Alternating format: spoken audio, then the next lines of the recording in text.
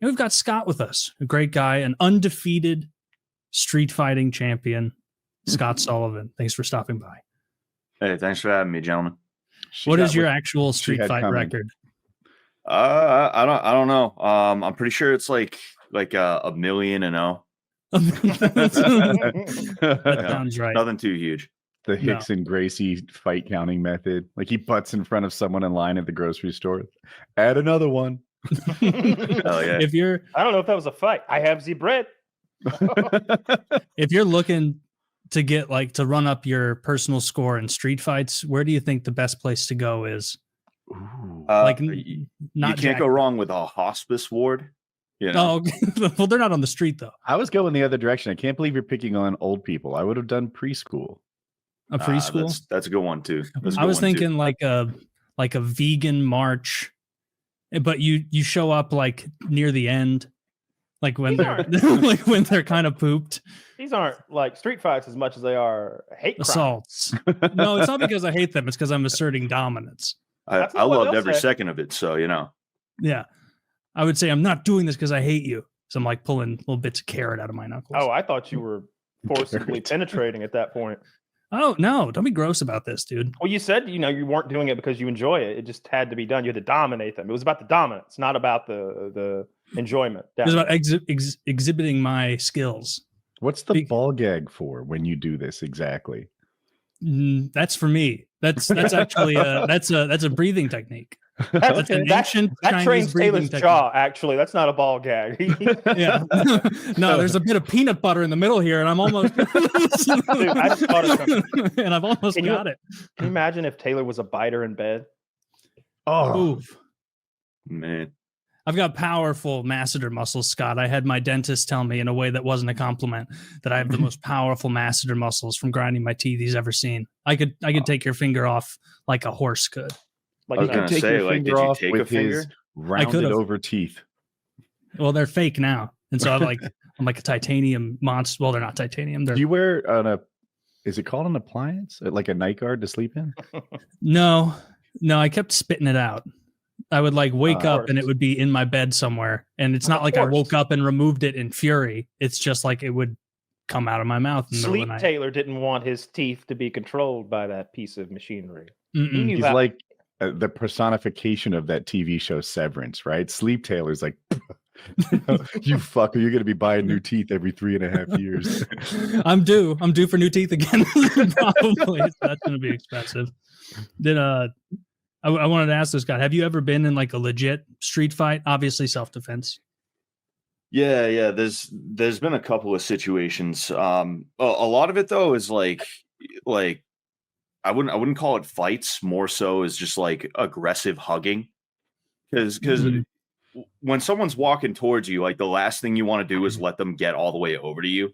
Whatever you do, whether you're gonna swing on them or get away or whatever. And I'd usually just go for double underhooks and take them down. And, it just is that. But there have been a few times where I've had to start throwing punches at people.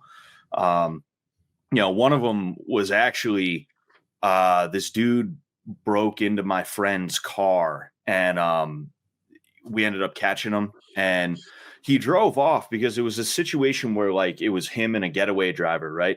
And they drive off, and then the dude comes back later because it turns out the getaway driver lived on the same street.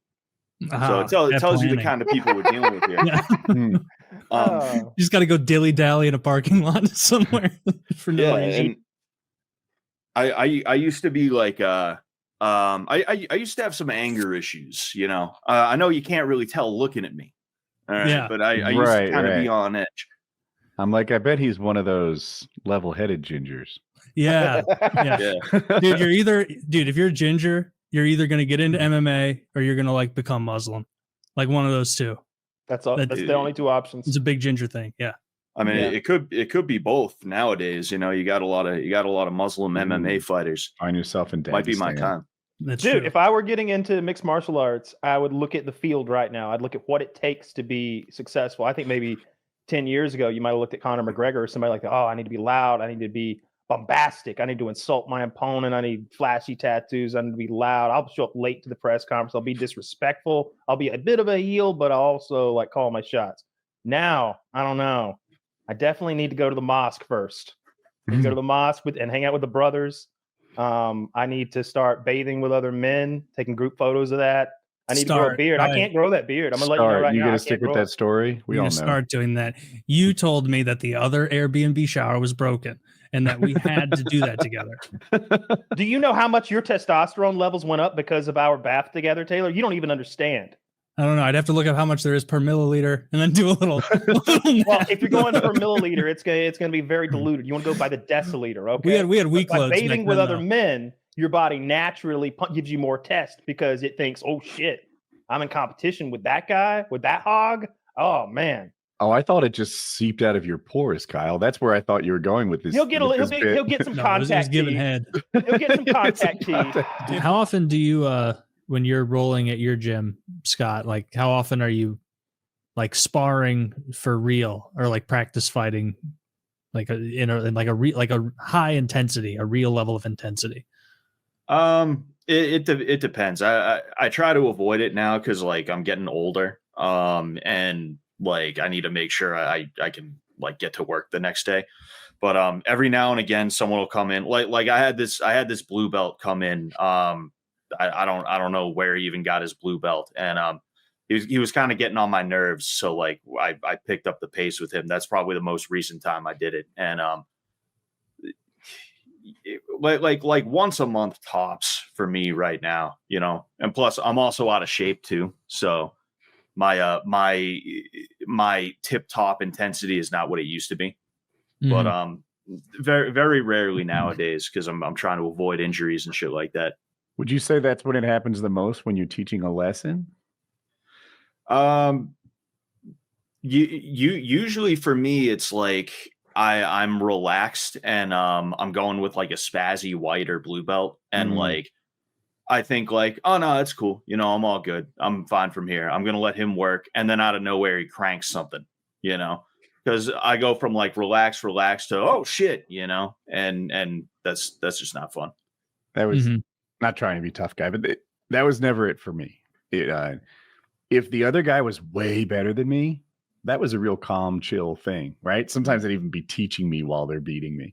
And if the inverse happened, that was also a really calm, chill thing, you know, like, oh, this guy doesn't know what he's doing. Even if he's spazzing, I'm not threatened by this. Go ahead, tire yourself out. I can't wait for 30 seconds from now. The problem is when he's my peer. When there's some like, I think I'm the alpha here and he thinks he's the alpha and we're going to figure out who's right. That's when we went the hardest always. Oh yeah.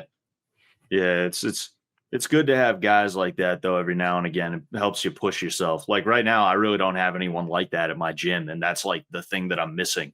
Actually, Joe Lozon is he's opening up a second location in my area. So I'm probably going to pop in there a few times, you know? Nice. Oh, nice. I've trained That's probably high level a tiny bit. Oh my God, they're all fucking athletes there. Every one of them looks like they belong on a magazine cover. I'm like, who are these people? What am I doing? Yeah. Is that what Joe does? Because I know he's retired from UFC. He's kind of training, coaching. He doesn't admit it. Joe won his last fight and he wants another. I think that's the situation. Joe's last fight, he wasn't supposed to win. I think he fought a young kid. That was a good jits guy, and Joe fucked him up. And like maybe one or two rounds, it was pretty decisive. And Joe was like, I think coming out on a high and was like, I want another one. Give me another one. And Dana was like, I thought we said that was the last one. So I kind of think that's where they are. There's a little more to the story. Then they booked him against Cowboy. And Cowboy got hurt, so there was no fight. So they rescheduled it. And then Joe got hurt, so there was no fight. And that's where it ends. They should do the Clay Guida rematch. That would be a good one. That was a wild fight. I went to his Wikipedia page. Joe Lozon is a semi-retired American professional MMA artist. Okay. Yeah. Yeah, well, this last fight was in 2019. So it's been a bit. That was a Boston event, actually. It was. Yep. He's almost 41 in May. He'll be 41. Yeah. Who's your favorite fighter, Scott? Like you're the one you enjoy watching the most? You know, like it's tough because like I don't love a lot of modern MMA. I feel like it's become gamified. But I do like Pereira, Justin Gaethje, because I like Justin Gaethje because I feel like he represents what MMA like was supposed to be, you know. But like other than that, you know, like Murka Crow Cop is probably my favorite MMA guy. My favorite boxer would be Marvin Hagler. Those guys are not fighting anymore. Marvin Hagler's dead. But can you name a favorite fight? That's a good one. Rory fight. Oh, that's a good one. Rory versus Robbie Lawler. Robbie Lawler. Oh yeah. That's the one we watched in the theater, right? True. Yeah, me and Woody watched that in a theater with a whole bunch of other people. It was sick. Connor fought. It's probably better than going to the event. It was better than going to the event. It was the best viewing for UFC experience I've ever had because everybody in there was, of course, a UFC fan. They didn't just happen to be in a movie theater watching a UFC event. So and everybody was cheering, but the audio was perfect and the video was perfect and the crowd experience was there too. So it was just the best of all the worlds. It was great. Agreed. Yeah. If we just had Dana White there to like that's what was cool about when we went was like Dana White was right there next to us. We got to like see him up close and personal. That was neat. But then after that, it was like kind of wish I could. I liked seeing Dana, but that was literally the highlight of going to that event because the viewing experience sucks. But yeah, theater was great, and that fight was crazy. That Lawler Rory fight, I felt so bad for Rory by the end. His face was a mask of blood, and then Lawler hit him in the nose again and just shattered it flat. And Lawler just couldn't take the pain. I think it was between the 4th and 5th rounds. Like they were going to their corners, but they bumped shoulders, and both of them were like, "You think you're the alpha in this octagon? I'm the alpha." They bumped shoulders again, like they weren't gonna like get out of the way. That conflict, that like I disagree on which one of us is the tough guy, and they're figuring it out. That's one of my favorite things about it. Sometimes when a round ends, the crowd's a little quiet, and the announcer's just like, "All right, that one's brought to you by Modelo. This is what." But this one, between every round, when a round would end, the crowd would go wild. Like, yeah, like they're cheering for that round. You know what I mean? Like, it was great. Yeah. When you say that MMA is like gamified now and you don't like it, what do you mean by that, Scott? Like MMA was supposed to be Rory McDonald versus Robbie Lawler, or like Forrest Griffin versus Stephan Bonner, or like so many other like fights and fighters out there. And like what happened is nerds infiltrated, and they started, instead of thinking about like, and it's not like it's not their job to win fights. They're doing what they're supposed to do here. I'm not trying to be like the fucking assholes, but instead of like trying to be the most combat effective, it became about like, okay, how are we going to win on points? Or like, the managerial side of it, you're seeing it become more like boxing, where you got dudes who they have connections, and because of that, they get in the UFC on like 5 fights with handpicked guys that they've fought. And it's just not as fun anymore because you don't have barn burners. You have a lot of guys that the striking is like kind of cookie cutter, and then the grappling is just like not exciting either. Like that's the thing I hate about the Dagestanis, is like they're just fucking boring and shit to watch.